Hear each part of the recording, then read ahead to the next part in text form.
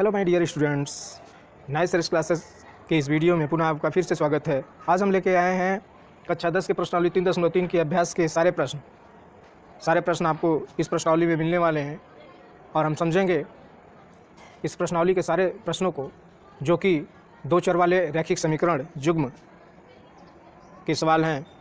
और जैसा कि जानते हैं कि इन सवालों को, दो चर वाले रैखिक समीकरण के सवालों को कुल 4 विधियों से हल किया जाता है। पॉलीग्राफी विधि, प्रतिस्थापन विधि, विलोपन विधि और वज्रगुणन विधि। इन 4 विधियों से हल किया जाता है।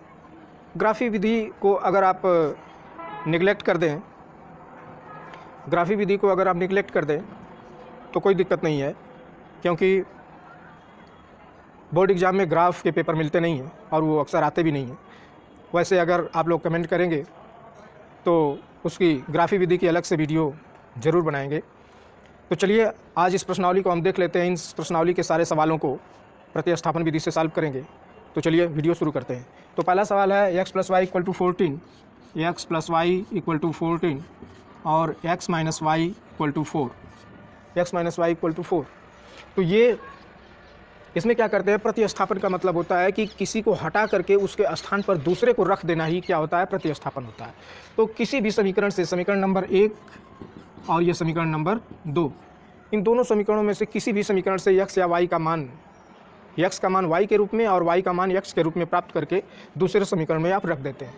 तो जिस समीकरण से आप x या y का मान प्राप्त करते हैं तो उसका मान दूसरे समीकरण में आप रखते हैं। जिस समीकरण से मान ज्ञात करते हैं x और y का, उसी में उसका मान नहीं रखते हैं, दूसरे वाले समीकरण में रखते हैं। तो चलिए यहाँ से हम x बराबर कर देते हैं, y को इधर ले जाएंगे तो 4 + y हो जाएगा, इधर माइनस इधर प्लस हो जाएगा। अब इस x का मान हम पहले समीकरण में रख लेते हैं, तो x की जगह पे हो जाएगा 4 + y = 14। सॉरी, ये x के जगह पे हम 4 + y और प्लस y अपने जगह पे बना हुआ है, इक्वल टू कितना हो गया, 14, इक्वल टू 14 हो गया। अब y मिल के 2y हो गया, तो 4 + 2y = 14 हो गया। अब अंकों को एक तरफ कर दीजिए, तो 4 को उधर ले जाएंगे तो माइनस हो जाएगा, तो 2y = 14 - 4, तो ये 2y = हो गया कितना, 10, 14 में से 4 गया 10, और y = इधर गुणा है इधर भाग हो जाएगा, तो 10/2, तो 2 × 5 = 10, यानी y का मान आ गया कितना, 5। अब इस y का मान उठा करके हम यहाँ पे रख देंगे तो x का मान निकल जाएगा। तो जैसे 4 + y का मान कितना प्राप्त हुआ है, 5, यानी x का मान हो गया कितना, 9।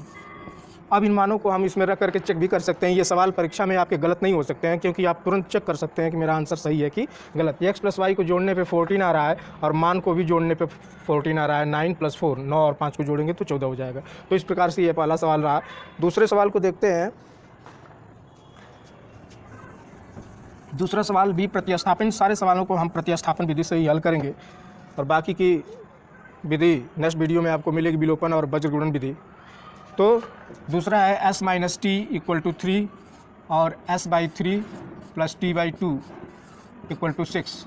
तो पहले हम इसको नीचे वाले दूसरे समीकरण को ax + by + c, जो कि रैखिक समीकरण का मानक समीकरण होता है, उसके रूप में चेंज कर लेते हैं। तो ये 2 का गुणा इसमें कर लेंगे, 3 का इसमें और इसका इसमें कर लेंगे, तो ये हो जाएगा 2s और प्लस 3t, और नीचे 3 दूना के 6, ये हो जाएगा 3 दूना के 6 बराबर ये 6, तो बटा 1 मान कर तिर्यक गुणा कर लेंगे, तो ये हो जाएगा 2s + 3t और ये हो जाएगा 6 के 36। तो ये हो गया आपका पहला समीकरण, ये हो गया दूसरा समीकरण।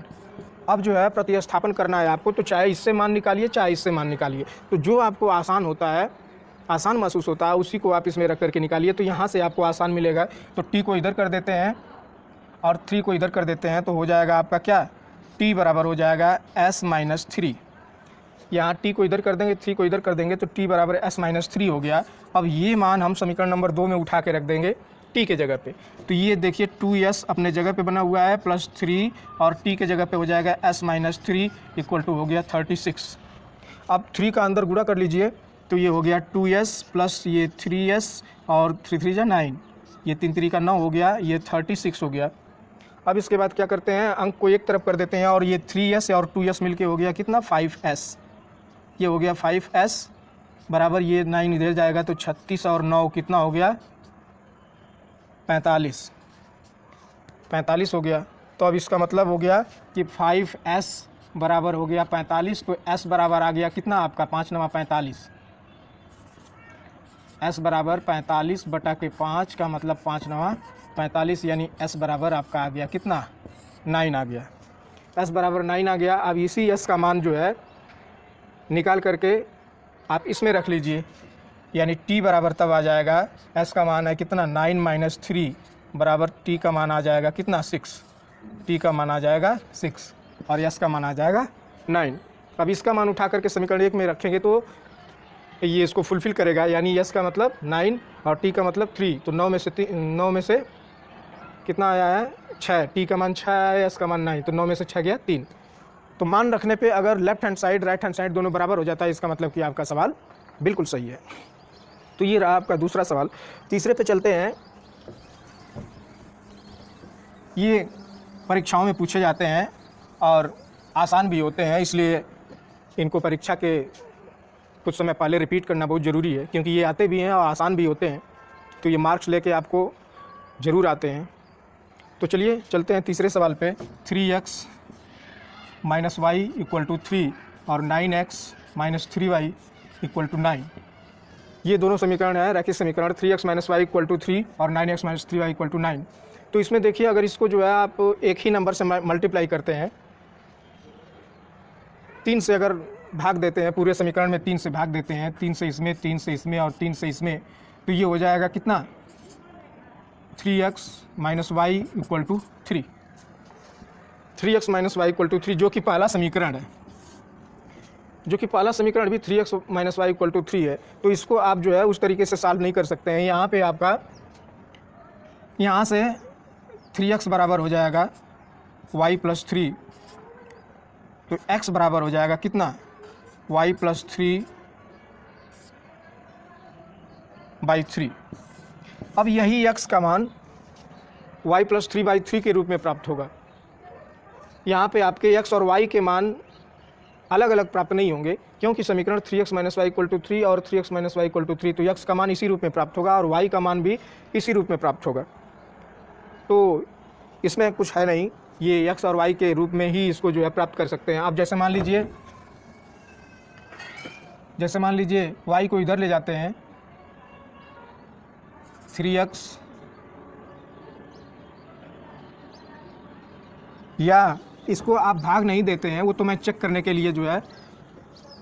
लिए भाग दे रहा था। अगर भाग ना दीजिए तब भी आप x का मान y के रूप में प्राप्त होगा। तो चलिए चलते हैं दूसरे सवाल, नेक्स्ट सवाल पे, चौथे सवाल पे। तो चौथे में है, पॉइंट वाले सवाल है, 0.2x + 0.3y = 1.3, और इसमें है 0.4x + 0.5y = 2.3। तो ये दोनों समीकरण है, सब में पॉइंट है, और देख रहे हैं कि सब में एक एक अंक पे पॉइंट है। 0.2, 0.3, 1.3, 0.4, 0.5, 2.3, सब पे एक एक अंक पे दशमलव है, इसलिए सारे दशमलव को आप हटा सकते हैं दोनों समीकरण से। अगर यहीं पे कहीं 2 अंक पे दशमलव होता तो आप नहीं हटा सकते, लेकिन ax + by + c के रूप में ये समीकरण है और सब में एक अंक के स्थान पे दशमलव लगा है, इसलिए सारे दशमलव को आप कैंसिल कर सकते हैं और इसको दोबारा लिख सकते हैं। 2x + 3y = 13 और ये 4x + 5y = 23। एकदम आसान हो गया। ऐसे दशमलव को देख के आप सोच रहे होंगे कि ये कठिन है, लेकिन एकदम आसान है। सारे में एक अंक पे दशमलव है, आप दशमलव को कैंसिल कर दीजिए और इस तरीके से लगा लीजिए। तो यहाँ पे हम देख लेते हैं, प्रतिस्थापन किसी समीकरण से कर लेते हैं, दूसरे से ही कर लेते हैं। ये नंबर 1, ये नंबर 2, तो दूसरे से ही कर लेते हैं। तो ये हो गया आपका जो है 4x बराबर ये 23 - 5y हो गया। 5y को हम उधर लेके चले गए तो -5y हो गया, तो x बराबर हो गया आपका 23 - 5y / 4। अब इस x का मान हम समीकरण 1 में उठा करके रख देंगे। तो चलिए रख देते हैं, तो 2 और इधर हो गया 23 - 5y / 4 और +3y अपने जगह पे = ये 13 अपने जगह पे। अब 2 का अंदर गुणा कर देंगे, 2 का अंदर गुणा कर देंगे तो ये 23 दूना कितना हो गया 46 और ये 2 × 5 = 10y और / 4 धन 3y बराबर कितना हो गया 13। तो अब / 1 मान करके यहाँ से लगा लेंगे, तो ये हो गया, स्टेप बाय स्टेप लगा रहे हैं। तो 4 और 1 का एलसीएम 4 हो गया। अब 4 से भाग देंगे तो एक बार जाएगा, तो इतना ही लिखेंगे, इतना एक कम इतना, तो 46 - 10y और ये 1 चौका 4, 4 3 12y हो गया ये, और इसका गुणा कर लेंगे बटा 1 मान करके, तिर्यक गुणा कर लेंगे तो ये हो जाएगा आपका 46 माइनस ये कितना हो गया 12 और में से 10 गया, ये माइनस है ये प्लस है, ये माइनस है ये प्लस है, तो घट जाएगा तो हो जाएगा प्लस 2y बराबर हो जाएगा आपका ये 13 चौका कितना हो गया 52। तो अब इसको 46 को इधर कर देते हैं तो 2y बराबर हो गया 52 माइनस 46 कितना बच गया 2y बराबर बच गया कितना 52 में से 46 गया कितना हो गया 6, तो यहाँ बच गया 6, तो y बराबर हो गया 6 बटा के 2, 2 तिहाई 6, तो y बराबर हो गया 3। अब इस y का मान उठा करके इसमें रख देंगे तो आपका x का मान निकल जाएगा। यहाँ पे रख दीजिए 23 माइनस ये y का मान 3 प्राप्त हुआ है तो 5 तिहाई 15 और बटा के 4, तो 23 में से जो है 15 निकल गया तो कितना बचा 8 बचा, तो 8 बटा के 4 का मतलब 4 दूना 8, यानी आपका x का मान हो गया कितना 2, तो y का मान 3 और x का मान 2। अब ये मान उठा करके चाहे दशमलव वाले में रखिए चाहे इसमें रखिए, दोनों मानों को ये फुलफिल करेगा, दोनों मानों को जो संतुलित कर देगा left hand side right hand side, तो इस प्रकार से ये सब जो है बराबर हो जाएंगे, तो इसका मतलब कि आपका आंसर सही है। तो ये रहा आपका जो है चौथा सवाल। अब देखते हैं पांचवा सवाल।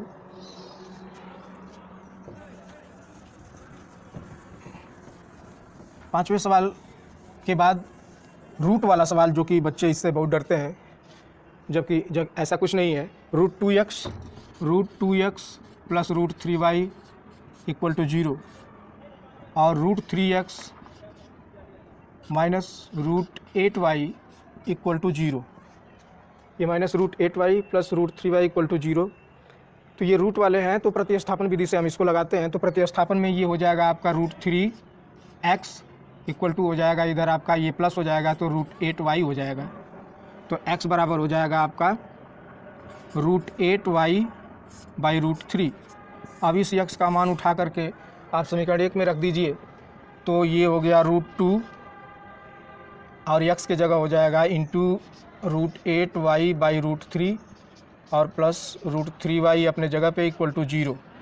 तो ये गुणा कर देंगे तो हो जाएगा ये 16y बाई रूट 3 और इधर हो जाएगा रूट 3y इक्वल टू 0। तो ये हो जाएगा आपका y कॉमन कर लेंगे तो हो जाएगा, या इसको गुणा कर लेंगे तो हो जाएगा ये 3y, तो हो जाएगा root 16y plus 3y equal to 0। तो y को कॉमन कर लेंगे तो हो जाएगा रूट 16 प्लस 3 इक्वल टू 0। तो y बराबर हो जाएगा 0 बटा के रूट 16 प्लस 3। तो 0 बटा कोई संख्या होती है तो क्या होता है, तो y का मान हो गया कितना 0। तो इसी प्रकार से y का मान 0 जो प्राप्त हुआ है किसी समीकरण में रखेंगे तो x का मान भी 0 प्राप्त होगा, यानी इसमें x भी 0 हो जाएगा और y भी 0 हो जाएगा, x का मान भी 0 और y का मान भी 0 आ जाएगा इन दोनों में जो है। तो इस प्रकार से ये पांचवा सवाल रहा। अंतिम सवाल हम देखते हैं। रोशनी कम हो रही है धीरे धीरे, तो जल्दी से लास्ट वाले सवाल को लगा लेते हैं। 3x by 2 minus 5y by 3 equal to minus 2 और x by 3 plus y by 2 equal to 13 बटा के 6। तो पहले इसको ax plus by plus c के रूप में चेंज कर लेते हैं, तो ये हो जाएगा 3 3 का 9x और 2 5 10y और 3 दूना के 6 दूना के माइनस 12। ये हो गया पहला समीकरण। इधर 3 3 का 9x 2 5 10y और 3 दूना के 6 दूना के 12, और यहाँ पे कर लेते हैं 2x प्लस 3y बराबर ये 3 दूना के 6 का इसमें गुणा कर देंगे तो हो जाएगा 13 बटा के 6 में 6 का गुणा कर देंगे तो आ जाएगा 13। तो ये हो गया समीकरण नंबर 2। तो ये लास्ट सवाल है। तो 9x minus 10y equal to minus 14 और 2x plus 3y equal to 30। तो अब इन सवालों को हम सॉल्व कर सकते हैं क्योंकि इससे जो है हमने ax plus by plus c के रूप में चेंज कर लिया है। तो अब यहाँ से प्रतिस्थापित करते हैं तो ये 2x बराबर हो जाएगा ये 13 माइनस 3y, तो x बराबर हो गया आपका कितना 13 माइनस 3y बाई 2। इधर 2 गुणे है, इधर आके भागे हो जाएगा, तो ये x का मान जो है y के रूप में प्राप्त हो गया। यक्स का मान वाई के रूप में प्राप्त हो गया। अब इस यक्स का मान उठा करके हम जो है समीकरण नंबर 1 में रख देते हैं। तो समीकरण नंबर 1 में रखने पर देखिए क्या होगा, यहाँ पे 9 इंटू यक्स के जगह पे हो जाएगा इतना 13 माइनस 3y